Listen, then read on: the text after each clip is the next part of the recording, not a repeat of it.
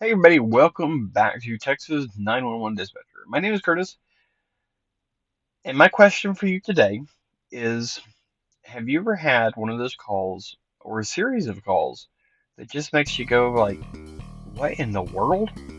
Well, that's what we're going to talk about today, one of mine. So stick around.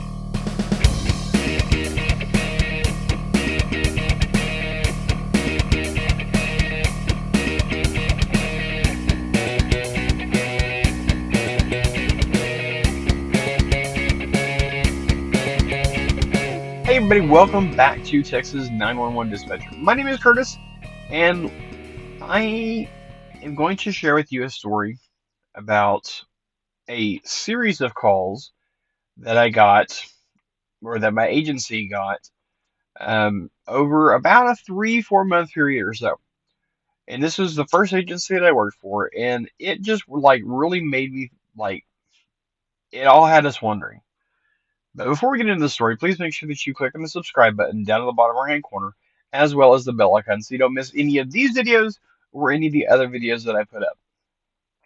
So I'm sure everybody has had one of those types of calls or series of calls that just left you wondering what in the world was going on. So, the first agency that I worked at, this is back about oh 12, 13 years ago. And just to set the context of this, at the time, there was a big natural gas explosion. I mean, they were drilling wells everywhere in my county. And in this one particular area, there's a little old lady, and she would call 911 probably 3, 4 times a week. And she would always say something like, there's people on my roof, or there's people in my trees, or there's people running around naked in my front yard. And we would always take the call and we would send a deputy. And by the time we got out there, there was nobody there. And this went on for about 2, 3 months or so. And then after a while, we're to the point where it's like, oh, she's just crazy. We're gonna go out there and there's nothing gonna be there, just like always. And one day, I don't know if somebody in upper management decided to do something about it, or one of the patrol sergeants said something about it, or what. But one day, a couple detectives sat in an unmarked car just down the road from her house. And sure enough, that night, about 9 o'clock or so, we got a call from her. And she was saying that there was somebody on her roof, and they were naked and they were like running all over her roof. So we dispatched the call, and the detectives that were sitting out there were like right there. So they got on scene within about 30 seconds. And sure enough, there was people on her roof and they were buck naked. So, it's like, why? What's going on? Why would you want to do this? Well, it turns out that the people that were doing this were her neighbors, like one set of neighbors in particular. And it was all in one area of this gas lease, and she was the only one who hasn't signed the lease. And if she didn't sign it, they couldn't drill, so they wouldn't get any money. And so they were trying to get her to move or trying to get her committed or something so that they could get her out of the picture so that they could start drilling this well. And I mean, there's pretty good money. A couple $100 a month easy was coming in. And so yeah, they were trying to get her out of the picture so they could get this well drilled in their area and start getting money. So the moral of the story is not every call that you get is going to be straightforward.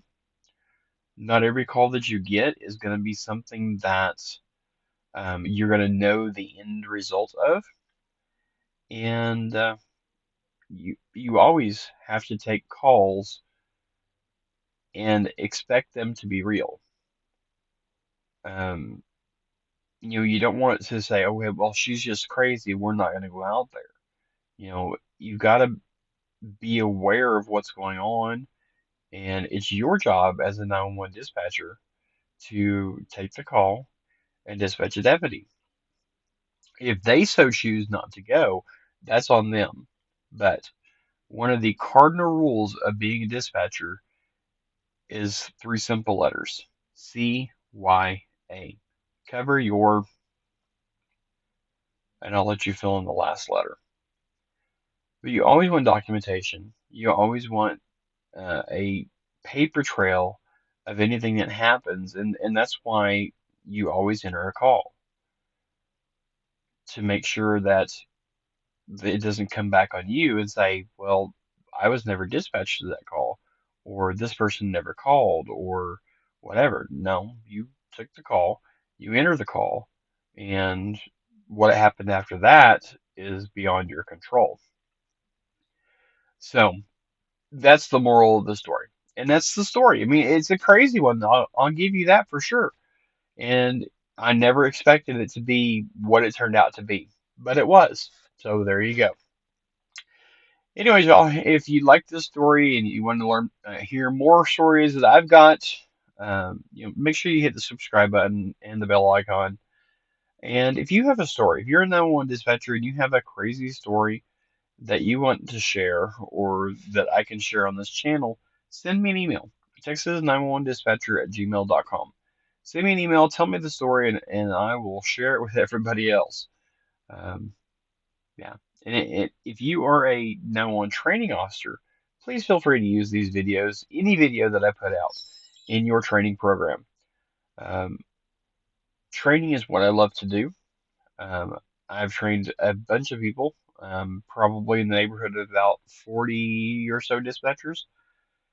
I know that's probably not much, but I don't work in a big agency, but I've trained quite a few, and a lot of them have gone on to do really good.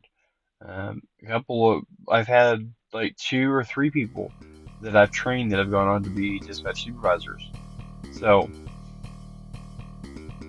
yeah, use my videos. The only thing that I ask is that you give me credit for it if you use any of my videos in your training program. But that's it. That's all I got. So, thanks for tuning in, and until next time, y'all, stay safe out there.